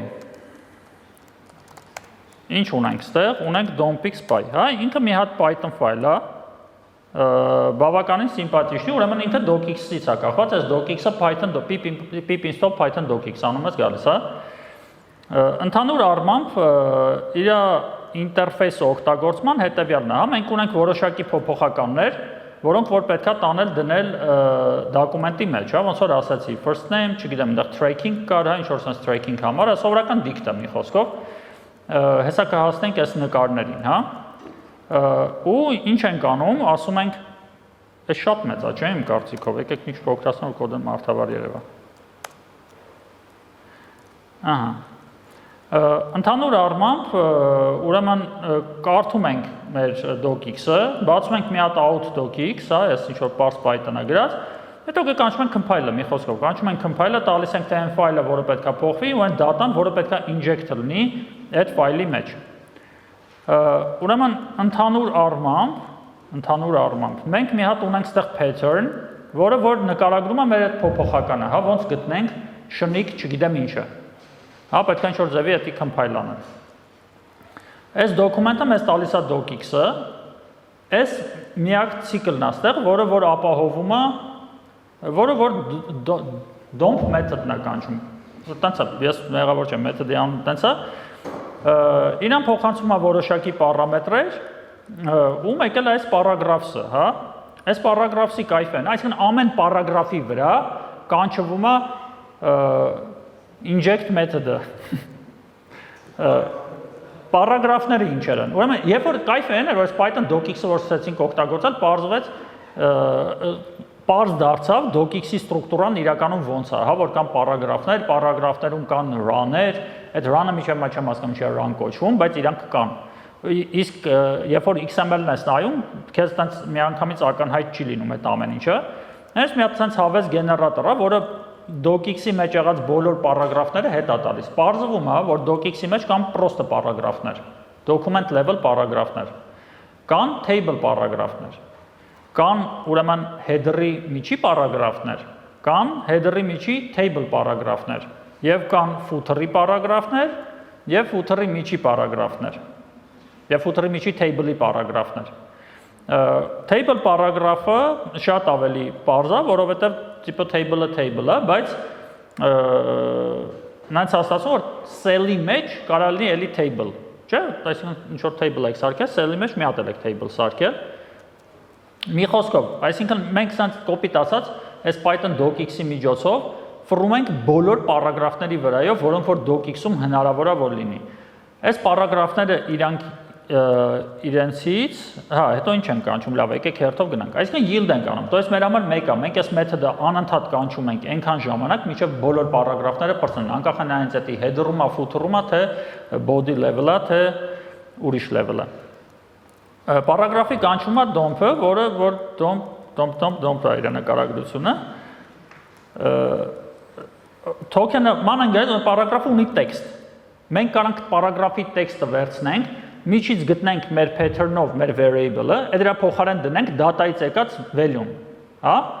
Բայց ակազիցը, որ երբ որ տենց ես անում, docx-ի style-երը կորցնում ես։ Օրինակ, եթե քո մոտ այդ պարագրաֆի տեքստը բաժանած է, երբ որ դու ասենք մտնում ես docx-ի մեջ bold ես սարքում մի հատ տառ, դու չես պատկերացնում, թե ինչքան XML ես ավելացնում, որը ինձ թվում է կարելի է հաշվել ու գնալ ստանալ, թե էդի միջավայրի վրա ինչքան բացասական էֆեկտ է ստանում, այսինքն զուտ բանի CO2 emission-ի տեսանկյունից, հա, բայց that's docx, they don't care։ Այդ ուրեմն ինչ է, ասեմ, պրոստը նայում եմ կա token-ը, եթե չկա, էլ չարժի խորանալ, հա, բայց եթե տեքստի մեջ կա, պետք է խորանալ իր run-երի մեջ։ Հա, այդ run-երը, ոնց որ այդ ամեն bold-ը, ամեն italic, ամեն font-ը, գույնը եւ այլն, դրանք ոնց որ run-երը լինեն։ Չգիտեմ այդ ինչա նշանակում, բայց այտենց մի բան։ Մի խոսքով մենք գտնում ենք բոլոր token-ները, սկսում ենք token-ների վրայով ֆռալ,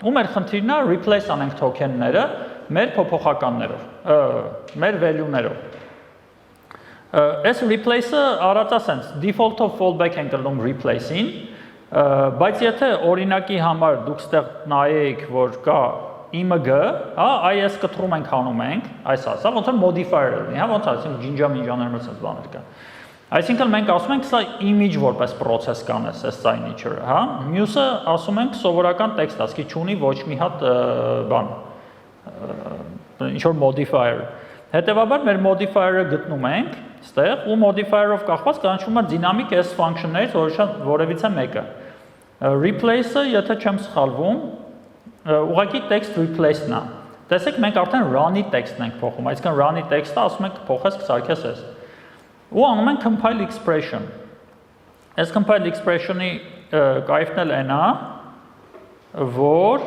ինքը իրականում Python expression-ը eval է անում։ Ինչա Python expression-ը eval անում, քանի որ մենք կարող է ունենանք ոչ թե ուղղակի գրած first name, այլ first name-ը լինի ինչ-որ մի հատ օբյեկտ, լինի first name-ի կետ, չգիտեմ ինչը, հա, կամ կարող է գրած լինի, ասենք թե dict-ից վերցրա, կամ կարող է tuple-ի էլեմենտի դիմի։ Պատկերացրեք, այսինքն valid Python expression-ը։ Եթե valid Python expression-ը, ուրեմն իրան պետք է compile անել, որպեսզի մենք data-ից կարողանանք վերցնենք այն ինչը որ համապատասխանում է դրան։ Մի խոսքով, ստացած փուճուր կոմպիլյատոր չի կա գրած, ու պրինցիպի վերջ։ Այդքանը ստացվում է, որ օրինակ image դնելու համար, հա, մենք նաև հավելյալ տվյալ ենք տալիս, քանի որ այստեղ picture-ը, եթե չեմ սխալվում, սանտիմետրերով նախատեսում ենք, որ սանտիմետրերով լինի, նույնտեղ սանտիմետրը ինչ է այս կոմենկոմ։ Այսինքն, երբ որ մենք դնում ենք նկարը, որտեղ է այդ դատան, այստեղ Տեսեք, իրան ինքը complex structure ունի, էլի, այսինքն ոչ միայն ֆայլի հասցենա, այլ նաև թե իր width-ը ինչ լինի, կամ width-ն ու height-ը ինչ լինի, հա։ Հիմա լավ, եկեք demo անեմ ես այս ինչը որ կա։ Մենք compile ենք անելու հենց այս doc-ը, հա, որտեղ որ ինչ որ table-ա, մեջ ինչ որ նկարներ ա եւ այլն եւ այլն։ Այդ ոնց ենք անում, Python 3-ին խնդրում ենք DOM-fix-ը աշխատացնի, ու վсё, աշխատացրեց։ Ու գալիս ենք, բացում ենք out.docx-ը։ Ու out.docx-ում հայտնվել է նկար ինչ որ stamp, ստեղ եկել է tracking կոդը ու ստեղ էլ QR-ը, հա։ Այսինքն այս footer-ը էլի, footer-ի միջի, table-ի միջի ինչ որ cell-ի value է։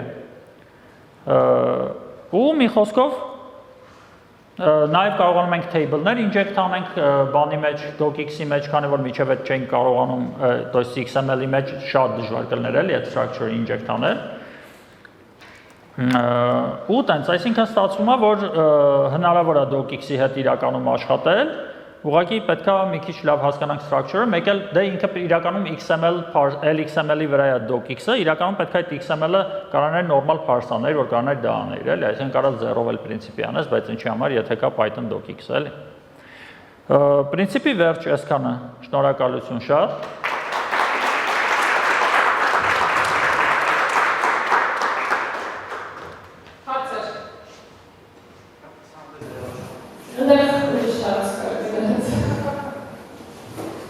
Անլուրջ հարցեր մի տվեք, լուրջ թոփիկ է։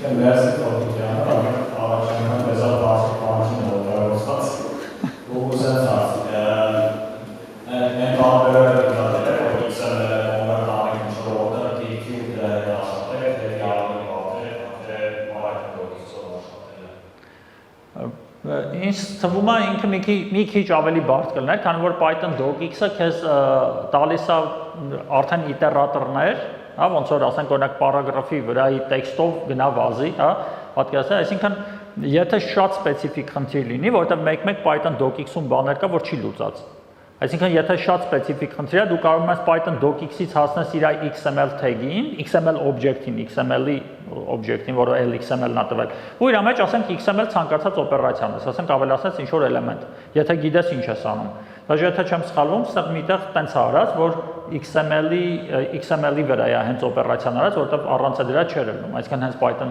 Պատկերացրեք, այսինքն ինչ որ Python docx-ի ինտերֆեյս տալիս է ինքը օքեյ է, դրանից ներքև XML-ը արդեն կարաս անես ինչ ուզում ես պրինցիպի, էլի, եթե գիտես ինչ ես անում։ Հասկացա, շնորհակալություն։ Դասեր։ Merci, Alexandre. Okay. Dobrze, jak trzeba coś wskazać, informować, może kamera trzeba być tam, czy komuś, Teraz nie trzeba mieć zjedzonego czasu, to trzeba mieć temperatury. Jest nic, sens bacę.